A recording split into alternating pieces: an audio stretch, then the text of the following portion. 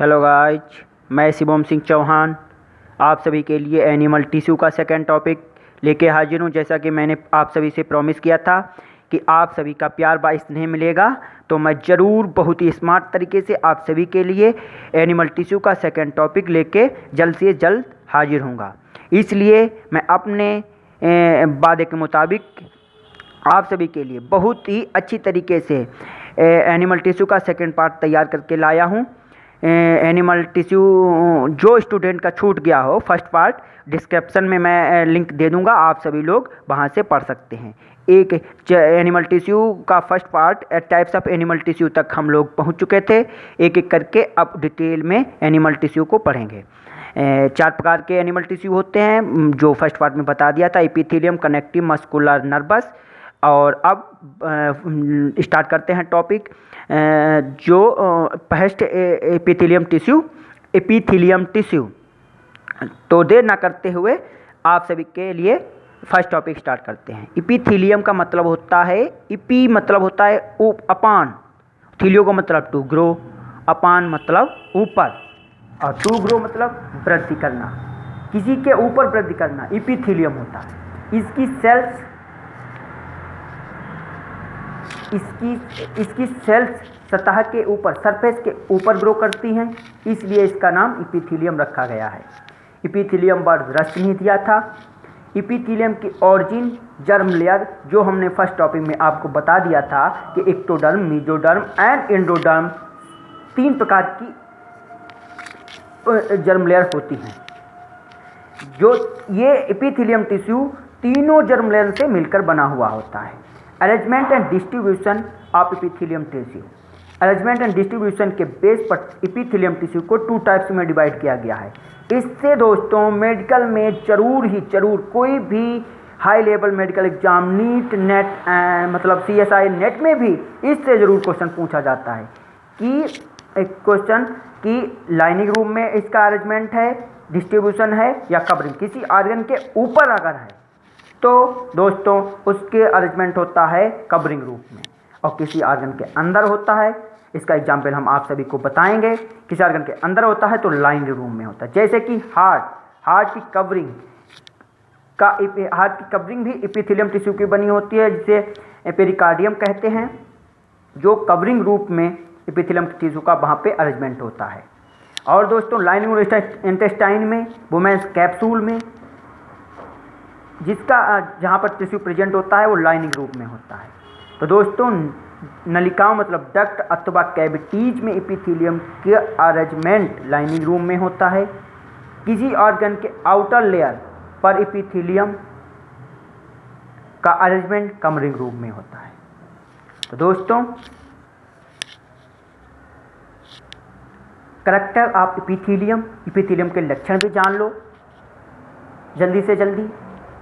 इसकी सेल संगठित मतलब पास, बिल्कुल पास, यूं करके, यूं नहीं, बिल्कुल एक से एक जुड़ी हुई होती हैं, संगठित डेंस होती हैं, जिसमें इनमें इंटरसेलुलर स्पेस नहीं होने के कारण जब कोई चीज़ पास होगी तो उसमें इंटरसेलुलर स्पेस मतलब रिक्त स्थान होगा ही नहीं, और रिक्त स्थान अगर उसमें जगह ही नहीं है तो मैट्रिक्स, जो कि हम फर्स्ट पार्ट में आपको मैट्रिक्स के बारे में बता चुके हैं, बिल्कुल नेग्लेजिबल होता है।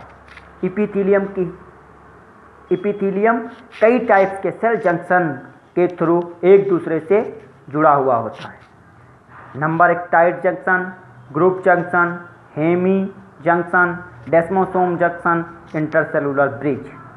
सबसे डेवलप होता है डेस्मोसोम जंक्शन, और क्वेश्चन भी 99% डेस्मोसोम जंक्शन पर ही पूछा जाता है,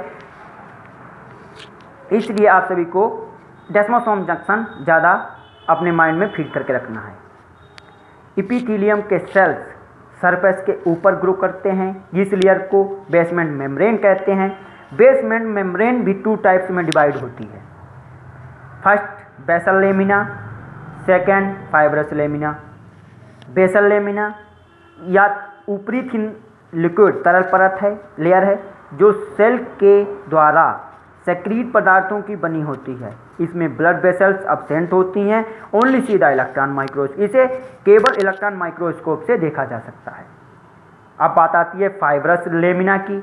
नीचे, ये नीचे होती है, बेसल लेमिना के नीचे की लेयर होती है या नीचे की थिक या थिक मतलब मोटी लेयर होती है।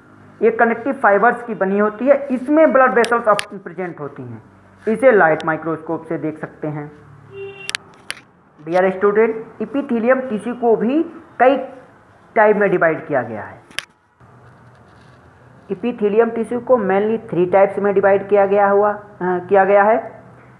सिंपल एपिथेलियम, कंपाउंड एपिथेलियम और स्पेशल टाइप्स ऑफ एपिथेलियम। और सिंपल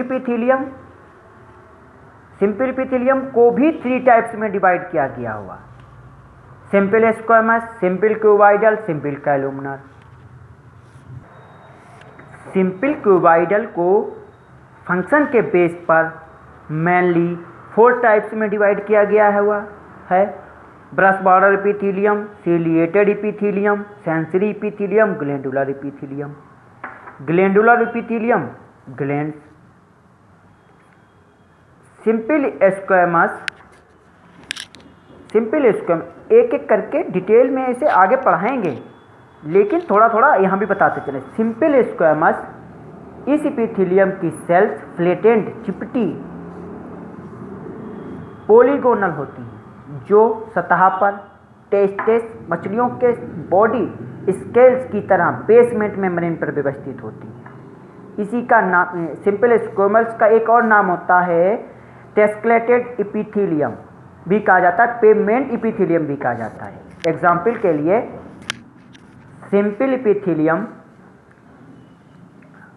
हार्ट की सतह पर पेरिकार्डियम, हार्ट के कवरिंग पेरिकार्डियम, लंग्स के कवरिंग प्लेरुला पोमेंस कैप्सूल में, एंडोथेलियम एलिमेंट्री कैनाल में, सेरोसा लंग्स अल्बलाई में, सीलोम डेस्मो आई की कवरिंग के नीचे पाए जाते हैं।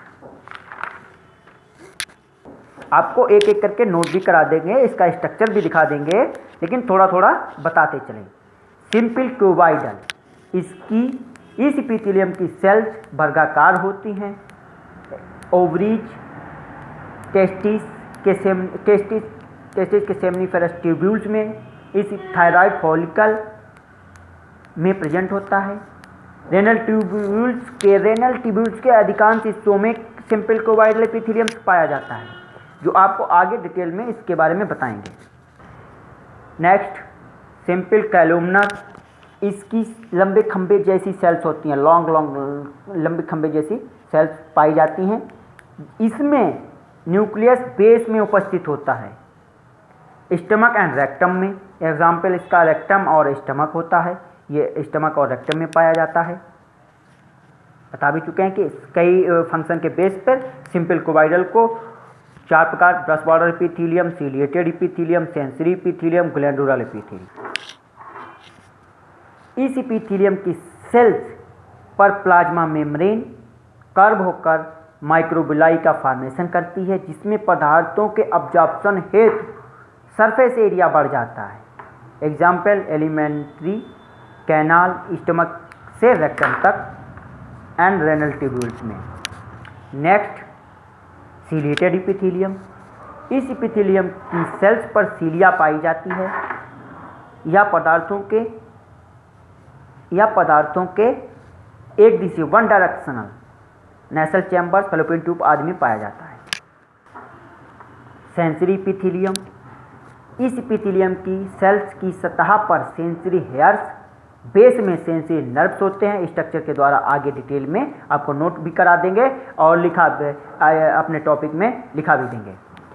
सेंसरी हेयर्स के द्वारा ये कोशिकाएं, ये सेल्स उद्दीपनों को ग्रहण करती हैं तथा सेंसरी नर्व्स द्वारा इम्पल्स को मस्तिष्क ब्रेन तक पहुंचाती हैं। एग्जाम्पल रेटिना में रॉड एवं cone cells, nasal chamber, Schneiderian membrane, internal ear membrane, labyrinth, organ of cord, tongue, taste buds, इन जगह सेंसरी एपिथेलियम पाया जाता है। नेक्स्ट, ग्लैंडुलर एपिथेलियम, या ग्लैंड का निर्माण करता है, ग्लैंड का फॉर्मेशन करता है। आप सभी को एक पॉइंट नोट भी करा दे रहा हूँ कि ग्लैंड है क्या, सेल्स, टिश्यू अथवा ऑर्गन जिससे कोई भी मटेरियल पदार्थ सेक्रीट हो उसे ग्लैंड कहते हैं। अतः ग्लैंड एक सेल्स, टिश्यू एंड ऑर्गन कुछ भी हो सकता है, जिससे कोई भी पदार्थ सेक्रीट होता है उसे ग्लैंड कहते हैं।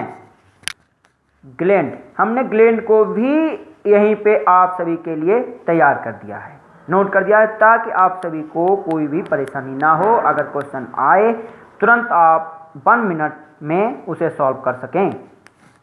ग्लैंड यूनिसेलुलर ग्लैंड होती है, multi cellular gland, unicellular, multi cellular. Unicellular का मतलब सिंपल सी बात है, एक सेल से बना होगा, मल्टी सेलुलर मल्टी सेल से बना होगा। यूनिसेलुलर ग्लैंड का एग्जाम्पल है ग्लोबुलर सेल, या जो म्यूकस सेक्रीट करती है। मल्टी सेलुलर ग्लैंड को 3 पार्ट में डिवाइड किया गया, exocrine gland, endocrine gland, heterocrine gland.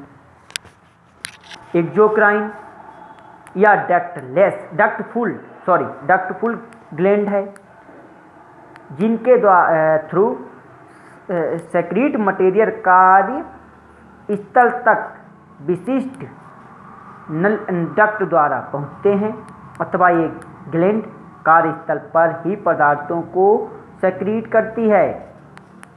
इस मेन पॉइंट एक क्वेश्चन बताए दे रहा हूं, all enzyme secrete exocrine gland. अगर क्वेश्चन आता है तो आप कोई भी एंजाइम हो तो आप तुरंत ही एंजाइम पूछे कि कहाँ से सेक्रीट होता है तो आप तुरंत इस क्वेश्चन को सॉल्व कर सकते हैं। सभी एंजाइम एक्सोक्राइन ग्लैंड से सेक्रेट होते हैं। Exocrine gland liver, sweat gland, gastric gland exocrine gland होती हैं।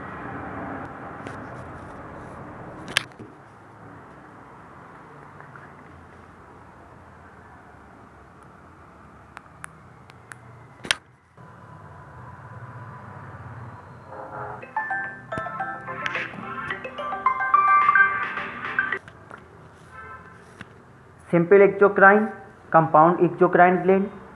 सिंपल एक्सोक्राइन बता दिया था 3 टाइप्स में डिवाइड होती हैं, कंपाउंड भी एक्सोक्राइन ग्लैंड 3 ही टाइप में डिवाइड होती हैं, जो कि मैं आप सभी को आगे डिटेल में बता दूंगा विद एग्जांपल। दोस्तों, मैं जिस चार्ट को थोड़ी दिक्कत ज़रूर होती है क्योंकि मेरे पास अभी इतना बढ़िया वो नहीं, लेकिन यकीन मानिए दोस्तों क्लियरिटी ज़रूर थोड़ी बहुत कम हो सकती है, लेकिन लेक्चर जो आप सभी को 100% आपका कोई भी क्वेश्चन छूटने वाला नहीं है। बायोलॉजी से रिलेटेड, एनिमल टिश्यू टॉपिक से रिलेटेड कहीं भी हाई से हाई लेवल एग्जाम में आप जाएंगे तो दोस्तों अगर आप सही से इसे पढ़ लेंगे तो पक्का 100%, 110% आप सभी क्वेश्चन सॉल्व कर सकते हो 1 सेकेंड रहते हुए। तो दोस्तों आप चलते हैं second topic, epithelium tissue, second compound epithelium tissue. Compound epithelium tissue भी 3 टाइप्स में डिवाइड होता है, compound squamous, compound cuboidal, compound columnar. Compound epithelium tissue, इसमें बेसमेंट मेम्ब्रेन के ऊपर सेल्स अनेक लेयर्स में प्रेजेंट होती हैं। कंपाउंड स्क्वैमस, इसकी सरफेस पर स्क्वैमस सेल्स पाई जाती हैं, कई सारे स्क्वैमस सेल्स पाई जाएंगी तभी तो कंपाउंड होगा। कंपाउंड स्क्वैमस 2 टाइप्स में डिवाइड, कंपाउंड एपिथेलियम को स्टेरिफाइड एपिथेलियम भी कहते हैं। कई कंपाउंड स्क्वैमस 2 टाइप्स में, esterified epithelium, non esterified epithelium. Compound squamous 2 types में डिवाइड होता है, स्टेरिफाइड एपिथेलियम को केराटिनाइज्ड एपिथेलियम भी कहते हैं और नॉन स्टेरिफाइड एपिथेलियम को नॉन केराटिनाइज्ड एपिथेलियम कहते हैं। स्टेरिफाइड और केराटिनाइज्ड एपिथेलियम, इस एपिथेलियम की सेल्स पर मौजूद सेल्स, इस एपिथेलियम की सतह पर मौजूद सेल्स केराटिन नामक प्रोटीन के अधिक एक्यूमुलेशन के कारण, जमाव के कारण डेड हो जाती हैं। जैसे एग्जाम्पल के लिए hairs, nails, epidermis of skin, hoofs, feathers of birds etc। Non keratinized epithelium, इसकी सतह पर इसकी सतह पर मौजूद सेल्स जीवित होती है, लाइव होती हैं, जिनमें केराटिन प्रोटीन एब्सेंट होती है, अल्प मात्रा में होती है। Example mouth cavity, ओसियोफेगस, urethra, vagina, anus etc। Compound cuboidal, इसकी सतह पर क्यूबॉइडल सेल्स पाई जाती हैं। एग्जाम्पल के लिए sweat gland, pancreas, salivary gland etc। Compound अब थर्ड नंबर कंपाउंड कॉलमनर, एक स्पेशल टाइप एपिथेलियम जिसमें pseudostratified epithelium, transitional epithelium. Transitional epithelium question आ भी जाता है, ट्रांजिशनल एपिथेलियम को ही एक्सेप्शनल एपिथेलियम कहते हैं। तो दोस्तों आप सभी को पिस्यूडो स्ट्रेटिफाइड एपिथेलियम, ट्रांजिशनल एपिथेलियम और एक्सेप्शनल एपिथेलियम आप सभी को थर्ड लेक्चर में एक एक करके फिर से नोट करके आप सभी लोग नोट भी कर लोगे, ऐसा लेक्चर बना के लाएंगे। और दोस्तों प्लीज़ प्लीज़ प्लीज़ अगर लेक्चर सही लगे तो ज़रूर सब्सक्राइब करें और कमेंट करें, लाइक करें। धन्यवाद।